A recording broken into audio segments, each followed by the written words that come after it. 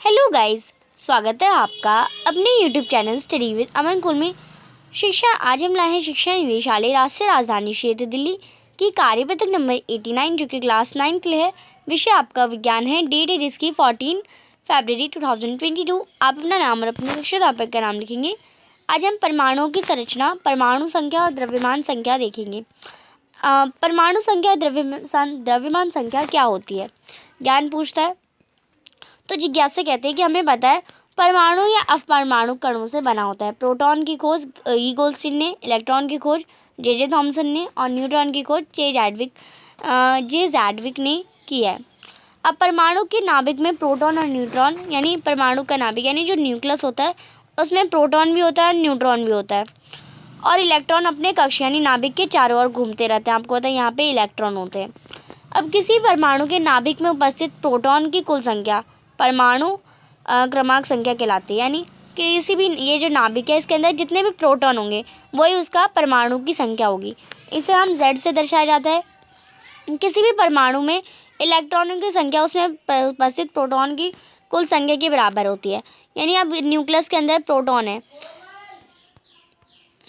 Proton अगर 10 है तो उसका एटॉमिक नंबर भी ना आपको यानी उसकी परमाणु संख्या भी 10 ही होगी और उसके ऊपर जो प्रेजेंट इलेक्ट्रॉन है वो भी 10 ही होंगे। यानी ये P=E एटॉमिक नंबर यानी परमाणु संख्या यानी प्रोटॉन, इलेक्ट्रॉन और परमाणु संख्या दो तीनों ही एक दूसरे के बराबर होती है। ये आपको समझ लेना है।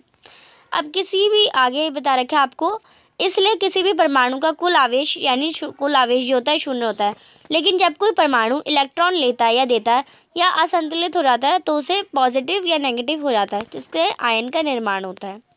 अब आपको पता है आपने शेयरिंग पढ़ी, वैलेंसी पढ़ी, तो उसमें शेयरिंग होती है या तो देता है या तो लेता है, तो वहाँ पे आयन का निर्माण होता है।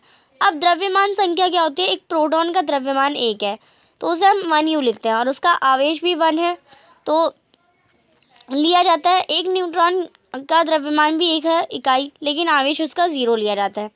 अब एक इलेक्ट्रॉन का द्रव्यमान नगण्य है और आवेश -1 लिया जाता है। न्यूट्रॉन और प्रोटॉन परमाणु के नाभिक में स्थित होते हैं, इसलिए हम इसे न्यूक्लियॉन भी कहते हैं। परमाणु के नाभिक में उपस्थित प्रोटॉन और न्यूट्रॉन की कुल संख्या का योग द्रव्यमान संख्या कहलाती है। यानी जो नाभिक है इसमें प्रोटॉन है, न्यूट्रॉन है, इन दोनों का जो सम होगा, अगर ये 10 है और ये 5 है तो हमारे द्रव्यमान संख्या क्या हो जाएगी, 15 हो जाएगी। निकाल लिया हमने परमाणु संख्या और द्रव्यमान संख्या। परमाणु संख्या P जितने होंगे और द्रव्यमान संख्या इन दोनों का सम, प्रोटॉन और न्यूट्रॉन का सम। अब हमें बता रखा है समभारिक वह तत्व जिनकी परमाणु संख्या भिन्न भिन्न लेकिन द्रव्यमान संख्या समान होती है वह समभारिक कहलाते हैं। जैसे कैल्शियम और आर्गन दोनों का द्रव्यमान 40 U है जबकि इसके परमाणु संख्या 20 और 18 है। तो आपको पता है कैल्शियम का 20 है और आर्गन का 18 है, तो इस पर दोनों का द्रव्यमान संख्या 40 U ही है। नेक्स्ट आपको दे रखा है समस्थानिक, एक ही तत्व के परमाणु जिनकी परमाणु संख्या समान लेकिन द्रव्यमान संख्या भिन्न होती है वह समस्थानिक कहते हैं। यहाँ पे आप देखिए द्रव्यमान संख्या सेम थी और इनका परमाणु संख्या अलग थी। यहाँ पे क्या है, परमाणु संख्या समान है पर द्रव्यमान संख्या भिन्न है। जैसे क्लोरीन के 2 यानी 65, 35 और 17। 17 क्या है, इसका परमाणु संख्या है और यहाँ पे भी 17 क्या है, इसका परमाणु संख्या है। पर यहाँ पे 35 इसका क्या है, इसका द्रव्यमान संख्या, और यहाँ पे 37 द्रव्यमान। हाइड्रोजन के 3 समस्थानिक होते हैं, आपको पता है। प्रोटियम में आपको पता है ये 1 होता है। ड्यूटेरियम में हमारा जो द्रव्यमान संख्या वो 2 हो जाती है और ये हाइड्रोजन नंबर तो 1 ही होता है। और ट्रीटियम इसमें 3 हो जाता है। अब किसी भी तत्व का परमाणु द्रव्यमान उसके समस्थानिकों की उपलब्धता प्रतिशत के औसत के आधार पर लिया जाता है। जैसे क्लोरीन के नमूने में यदि हम देखें तो 35 और 37 है, तो 75% और 25% हो तो क्लोरीन का परमाणु बनता है। अगर हम द्रव्यमान निकालेंगे इसका तो 75 और 35 गुणा 75% और गुणा प्लस में 37 गुणा 25%, तो इसे सॉल्व करेंगे तो 35.5 U आता है। तो हम आपको पता है हम द्रव्यमान संख्या क्या लेते हैं, ये लेते हैं। अब समस्थानिकों का अनुप्रयोग, कुछ तत्वों के समस्थानिकों में रेडियोधर्मी गुण होते हैं जिनका कई तरह से प्रयोग किया जाता है। जैसे आयोडीन के समस्थानिक को गेंगे के इलाज में, कोबाल्ट के समस्थानिक को कैंसर के इलाज में प्रयोग जाता है। यूरेनियम के संस्थानिक का प्रयोग नाभिकीय यानी ऊर्जा तंत्र में रूप में किया जाता है। अब आपको पहला प्रश्न दे रखा है न्यूक्लियॉन क्या है, न्यूक्लियॉन किसे कहते हैं? तो न्यूट्रॉन और प्रोटॉन परमाणु के नाभिक में स्थित होते हैं, इन्हें ही हम न्यूक्लियॉन कहते हैं। दूसरा प्रश्न है किन्हीं तीन समस्थानिकों के उपयोग लिखिए। तो कुछ तत्वों के समस्थानिकों में रेडियोधर्मी गुण होते हैं जिनकी कई तरीके से उपयोग किया जाता है। आयोडीन के समस्थानिक को हम घेंगे के लिए यूज़ करते हैं, घेंगे के इलाज में, और कोबाल्ट को हम कैंसर के इलाज में यूज़ करते हैं। तीसरा प्रश्न आपको कोई तीन समस्थानिकों का उपयोग लिखना है। तो सॉरी, आपका जो संख्या है वो ऊपर होगी, पहला मैंने करा दिया और तीसरा करा दिया। अब हम देखते हैं परमाणु संख्या और द्रव्यमान संख्या को परिभाषित करना है। तो आप यहाँ से करेंगे, तो परमाणु संख्या और द्रव्यमान संख्या को परिभाषित करना है। तो द्रव्यमान संख्या क्या होती है? परमाणु में नाभिक में उपस्थित प्रोटॉन और न्यूट्रॉन की कुल योग या कुल संख्या का योग द्रव्यमान संख्या कहलाती है। और परमाणु संख्या परमाणु के नाभिक में उपस्थित प्रोटॉन की कुल संख्या परमाणु संख्या कहलाती है।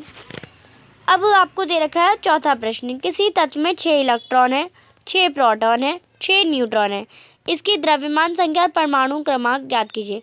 तो आपको पता है द्रव्यमान संख्या क्या होता है? प्रोटॉन और न्यूट्रॉन का सम। तो द्रव्यमान संख्या तो 6 और 6 क्या है? 12 आ गई। द्रव्यमान संख्या हमारी 12 आ गई। और हमें बताना है परमाणु संख्या, तो प्रोटॉन नंबर होती है तो हमारी परमाणु संख्या 6 हो जाएगी। आप इसे यहाँ से कर लेंगे, इलेक्ट्रॉन 6 है, प्रोटॉन 6 है, न्यूट्रॉन 6 है। द्रव्यमान संख्या कैसे निकालते हैं? प्रोटॉन की संख्या में प्लस में न्यूट्रॉन की संख्या, तो 6 + 6 12। परमाणु संख्या यानी Z से यूनिट होती है, प्रोटॉन की संख्या हमारी 6 होती है, तो परमाणु संख्या भी हमारी 6 होगी। नेक्स्ट आपको 5वां प्रश्न दे रखा है, आपको 1 से 18 परमाणु संख्या तथा परमाणु संख्या तक तत्वों के नाम भी लिखने हैं, प्रतीक भी लिखने हैं और संयोजकता भी लिखनी है। तो लिखते हैं इसे। तो आपको ये बुक में भी दे रखा है बट मैंने आपको यहाँ से करा दिया। पहला हमारा होता है हाइड्रोजन। हाइड्रोजन को हमारा सिंबल है ये, और परमाणु संख्या इसकी 1 और संयोजकता भी 1 होती है।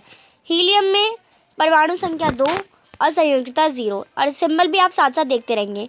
लिथियम में परमाणु संख्या 3, अब लाइन से है क्योंकि 1 2 3, तो परमाणु संख्या भी हमारी लाइन से होती है और संयोजकता 8 होती है। बेरिलियम में हमारी इसमें क्या हो जाएगा? BE, यहाँ पे आपको हिंदी में हो गया थोड़ा, संयोजकता इसकी 2 हो जाएगी। बोरॉन की आपको पता है, बोरॉन की हमारी 3 होती है।